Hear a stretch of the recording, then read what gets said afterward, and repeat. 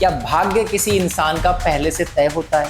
ये भाग्य तय होता है, लेकिन ज्योतिष को अंधविश्वास की तरह मानते हैं। ज्योतिष के माध्यम से वो पढ़ते जीवन की खोली जा सकती है जिससे आप बेहतरीन कार्य कर सकते हैं और सफल हो सकते हैं। और एकता जी, हमने देखा है आजकल की जनरेशन जो है वो हॉरोस्कोप या कुंडली में विश्वास नहीं करती है। देखिए अनु जी, जैसा मैंने बताया कि ज्योतिष एक बहुत अच्छा टूल है और इस टूल का इस्तेमाल ये है कि आप ये पता लगा सकते हैं कि किस दिशा में आप चलें। शादी में कोई फर्क पड़ता है क्या? उससे रिश्ते अच्छे होते हैं या भविष्य उनका अच्छा हो जाता है? इससे कुछ फर्क पड़ता है क्या? जब दो लोग आपस में प्यार करते हैं और लव मैरिज करना चाहते हैं, वहाँ भी एस्ट्रोलॉजी बहुत हेल्प करती है। कि अगर एस्ट्रोलॉजी इतनी ही एक्यूरेट है, इतनी ही अच्छी है, तो वो लॉटरी का नंबर क्यों नहीं बता सकती? नमस्कार दोस्तों, स्वागत है आपका पावर टॉक्स विद अनुज में। दोस्तों, हम इस पॉडकास्ट में बात करते हैं बेहतरीन पर्सनैलिटीज से, जनता से जुड़ी बातों को हम यहाँ पर साझा करते हैं। आज हमारे लिए एपिसोड बहुत खास है क्योंकि हमारे साथ हमारे देश की जानी मानी ज्योतिषाचार्य श्री एकता अग्रवाल जी हमारे साथ हैं। एकता जी, बहुत बहुत स्वागत है आपका। धन्यवाद अनु जी। एकता जी, जहाँ तक हमारी नॉलेज है, हमने जो अध्ययन किया है, आपने फैशन मैनेजमेंट से एमबीए किया और आप पिछले 8-10 सालों से ज्योतिष में आप काम कर रही हैं, ज्योतिष की पढ़ाई की है आपने। तो ऐसी क्या चीज़ थी कि आपको ज्योतिष के प्रति इतना रुझान लेकर आई और आप आखिर में ज्योतिषाचार्य बनी? अनुज जी, आज मैं जहाँ भी हूँ, मैंने कभी जीवन में इसकी योजना नहीं बनाई थी। जब मैं अपनी शिक्षा ले रही थी उस दौरान मुझे ज्योतिष में बहुत ज़्यादा इंटरेस्ट जागा। और कहते हैं जब आपका कोई ग्रह बलवान होता है तो आपको उस पर्टिकुलर क्षेत्र में इंटरेस्ट जाग जाता है। वैसा ही ठीक मेरे साथ हुआ। मेरा इंटरेस्ट जागा तो मैंने ज्योतिष की तमाम विधाओं की किताबें लेना शुरू की, उनको पढ़ना शुरू किया, प्रिडिक्शंस देने स्टार्ट किए जो कि सटीक होने लगे। तो फिर मैंने अपने इस इंटरेस्ट को प्रोफेशन में तब्दील किया और आज ये प्रोफेशन मुझे बहुत शांति देता है और सेवा भाव का मौका भी देता है। बहुत खूबसूरत तरीके से आपने बताया। एकता जी, दर्शकों के कई सवाल हमारे पास आए हैं, उनमें से कुछ आपसे पूछेंगे। सबसे पहला सवाल जो दर्शकों से अक्सर जहन में आता है वो ये है कि दर्शक या आम इंसान कहें, ज्योतिष को अंधविश्वास की तरह मानते हैं। तो ज्योतिष और साइंस कैसे अलग है या कैसे समान है, आप बताइए।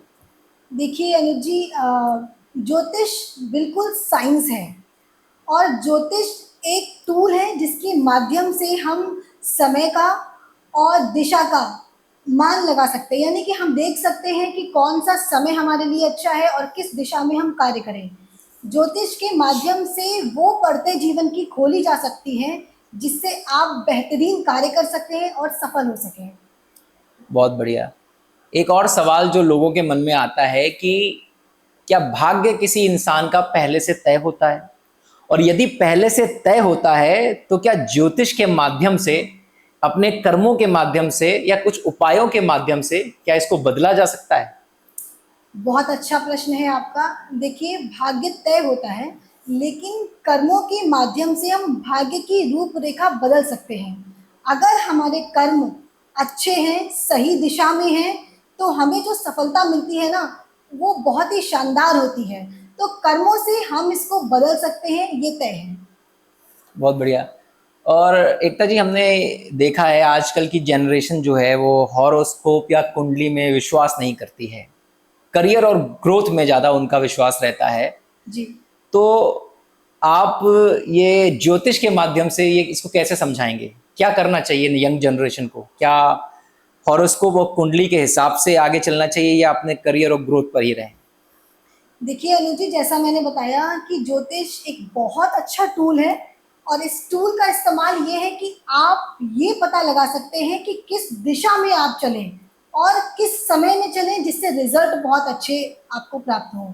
तो यंग जनरेशन से मैं यही बोलूँगी कि जब भी वो जीवन का कोई बड़ा निर्णय लें तो किसी काउंसलर से, एस्ट्रोलॉजर से ये सलाह ज़रूर लें कि इस समय उनका कौन सा ग्रह बलवान है, वो किस दिशा में चले या उनकी कुंडली किस दिशा में उन्हें सपोर्ट कर रही है।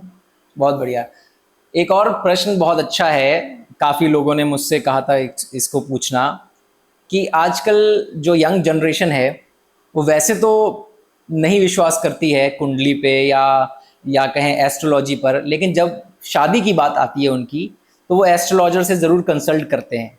तो क्या स्टार्स कंपैटिबिलिटी से शादी में कोई फ़र्क पड़ता है क्या? उससे रिश्ते अच्छे होते हैं या भविष्य उनका अच्छा हो जाता है? इससे कुछ फ़र्क पड़ता है क्या? देखिए अनुज जी, ज्योतिष जो है आपके हर क्षेत्र में हेल्प करता है। ठीक है, शादी में भी जब हम दो चार्ट्स को मिलाते हैं तो हमें कहाँ पर स्ट्रेंथ है और कहाँ पे वीकनेस है, इस चीज़ का पता चलता है। जब दो लोग आपस में प्यार करते हैं और लव मैरिज करना चाहते हैं, वहाँ भी एस्ट्रोलॉजी बहुत हेल्प करती है। जब समय किसी का बहुत साथ नहीं देता है, तब दो लोगों के बीच में अंडरस्टैंडिंग की प्रॉब्लम आती है। ज्योतिष उसी समय को बताता है कि ये सर्टेन पीरियड आपका अच्छा नहीं है, तो आप उपायों के माध्यम से उस सर्टेन पीरियड को निकाल सकते हैं, जिससे रिश्ते फिर से मजबूत और अच्छे बने रहते हैं। बढ़िया बढ़िया। देखिए एकता जी, एक और चीज़ मैं आपसे डिस्कस करना चाहूँगा। आजकल मुझे लगता है, चाहे वो किसी भी अवस्था का इंसान हो, चाहे वो बच्चा हो, चाहे वो जवान हो या बूढ़ा हो, हर इंसान आजकल स्ट्रेस में है।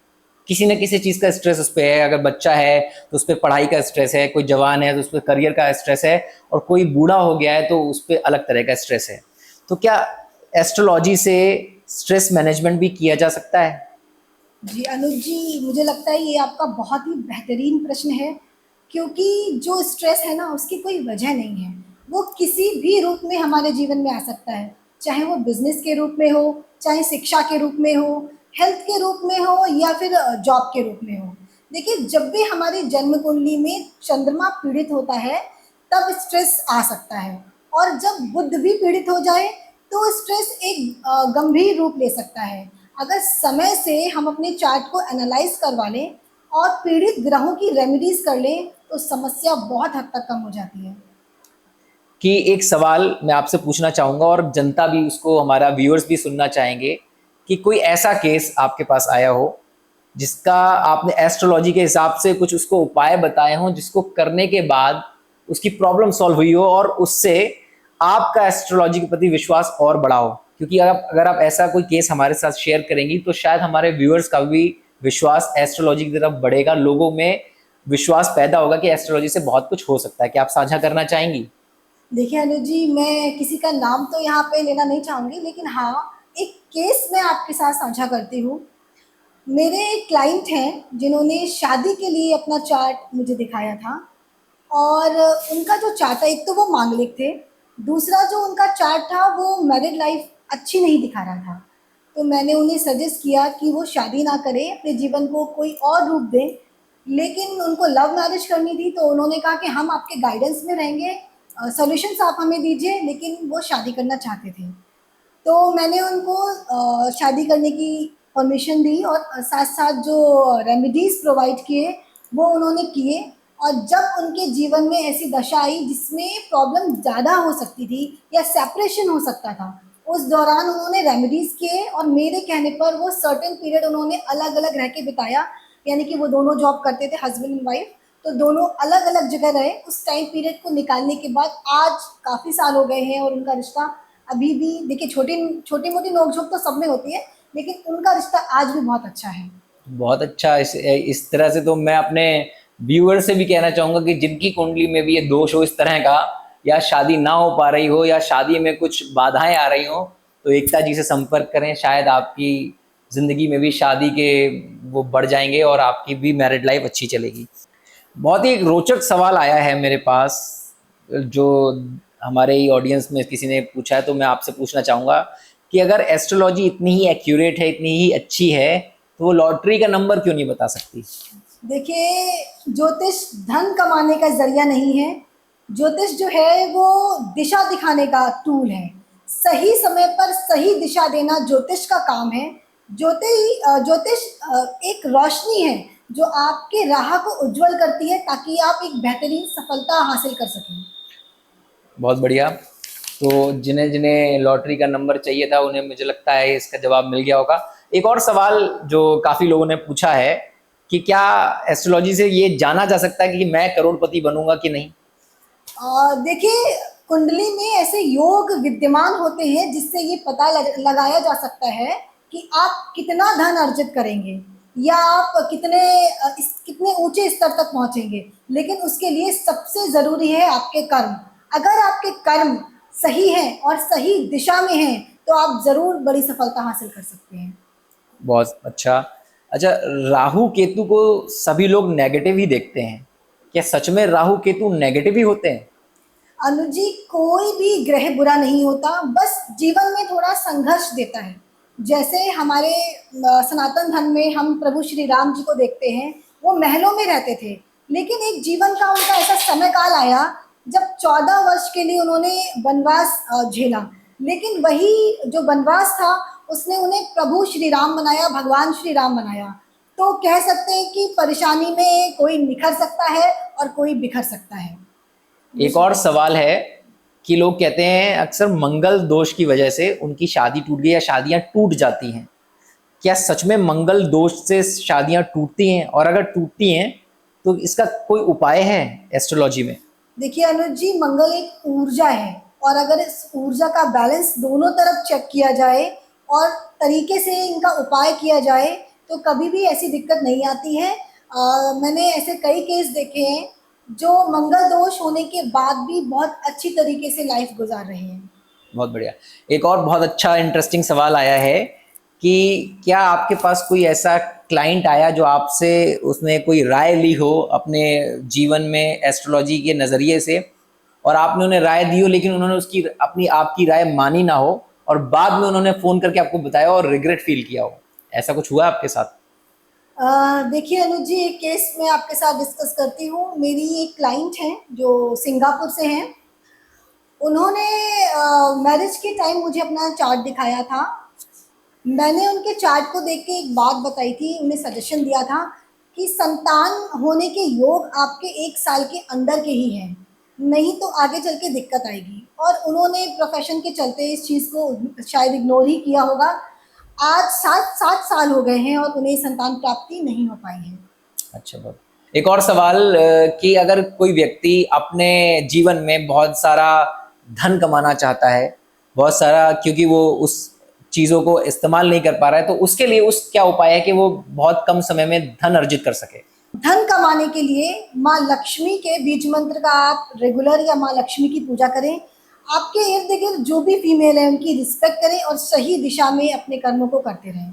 ये बहुत अच्छी बात कही कि हमारा देश भी नारी सशक्तिकरण को मानता है, तो नारी जहाँ भी है उसका सम्मान तो सभी सभी को करना चाहिए। और देखिए, हमारे अगर आप माइथोलॉजी में देखें, हमारे धर्म में देखें, तो जितनी भी शक्तियाँ हैं वो भी जी। सब नारियों के पास हैं, सारे देवियों के पास हैं। अगर आपको शक्ति चाहिए तो दुर्गा जी के पास जाइए, आपको अगर धन शिक्षा चाहिए तो आप सरस्वती जी के पास जाइए, और धन चाहिए तो लक्ष्मी जी के पास जाइए। तो ये एक संकेत है कि हमें अपने आसपास जितनी भी नारी शक्ति है उसका सम्मान करना चाहिए। मैं भी सहमत हूँ। एक और सवाल मैं आपसे इसी बीच पूछना ये चाह रहा था कि अगर किसी व्यक्ति को, किसी इंसान को नेता बनना है या अभिनेता बनना है, वो यश चाहता है, कीर्ति चाहता है अपनी, तो उसके लिए क्या उपाय हैं?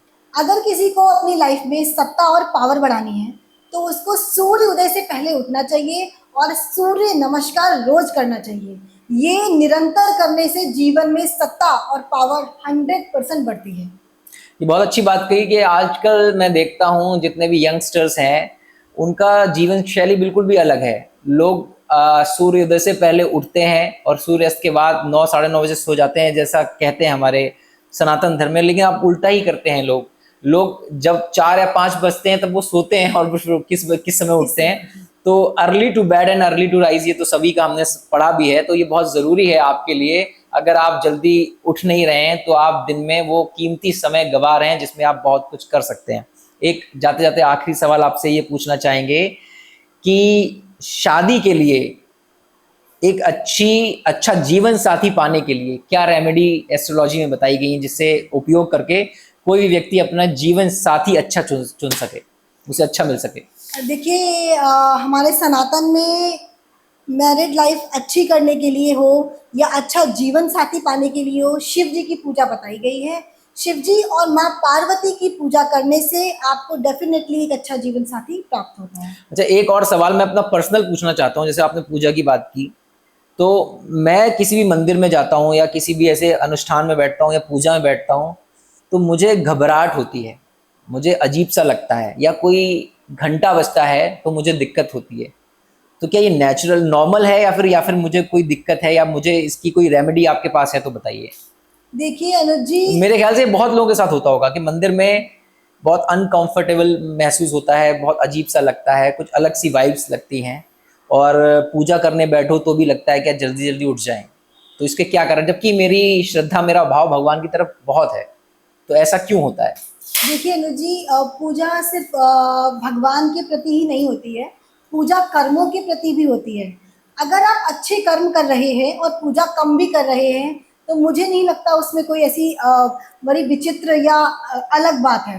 तो अगर आपको कभी ऐसा लगे कि आप बहुत ज़्यादा पूजा पाठ नहीं कर पा रहे हैं, तो कभी अपने मन को भारी मत कीजिएगा। अगर आपके कर्म अच्छे हैं, आप लोगों की मदद कर रहे हैं, आप हमेशा तैयार रहते हैं दूसरों के लिए, तो आप एक पूजा समान कार्य ही कर रहे हैं। लेकिन हाँ, जो आपका प्रश्न है, कभी कभी ऐसा होता है कि कुछ लोगों की कुंडली में ऐसे ग्रह होते हैं जो बहुत ज़्यादा पूजा पाठ अलाउ नहीं करते। तो मैं कहूँगी कि आप सामान्य स्तर पर करते रहें और साथ साथ लोगों की मदद करते रहें, आपको पूजा समान फल ही प्राप्त होगा। बहुत बहुत अच्छा आपने जवाब दिया। और मैं दर्शकों से भी कहना चाहूँगा, बहुत ही अच्छी बात कही है कि कर्म आपका सब कुछ डिसाइड करता है। भगवत गीता में भी श्री कृष्ण जी ने कहा है कि कर्म ही सबसे बड़ी पूजा है, सबसे बड़ी आराधना है। इंसान जो कर्म अच्छे करता है उसका भविष्य उसी कर्म के हिसाब से तय होता है, और हमें वो इसी जन्म में भुगतना पड़ता है, कोई दूसरा जन्म उसके लिए नहीं लेना पड़ता है। तो कर्म आप अच्छे रखेंगे तो आपके साथ हमेशा अच्छा ही होगा। अच्छा, जाते जाते एकता जी, 2 शब्द अगर हमारे ऑडियंस के लिए आप कहना चाहेंगी तो वो क्या कहेंगी? ज्योतिष जो है वो बहुत अच्छा माध्यम है जिसके जरिए आप अपने जीवन को और भी बेहतर बना सकते हैं। और इन्हीं शब्दों के साथ मैं आप सभी को नमस्कार कहना चाहूँगी। एकता जी, आपने जिस सरलता और के साथ ये सब समझाया है एस्ट्रोलॉजी के बारे में, उसके लिए बहुत बहुत धन्यवाद। जाते जाते मैं अपने सभी व्यूअर्स से एक आग्रह करना चाहूँगा कि हमारे इस चैनल को लाइक करें, सब्सक्राइब करें और अपने दोस्तों और रिश्तेदारों के साथ शेयर करें, ताकि जो लोग एस्ट्रोलॉजी के बारे में और जानना चाहते हैं, जो गलतफहमियां उनके मन में हैं, वो दूर हो सकें। और हम जल्दी आपके साथ नई पर्सनैलिटी, एक प्रभावशाली पर्सनैलिटी के साथ फिर से आएंगे। तब तक के लिए धन्यवाद।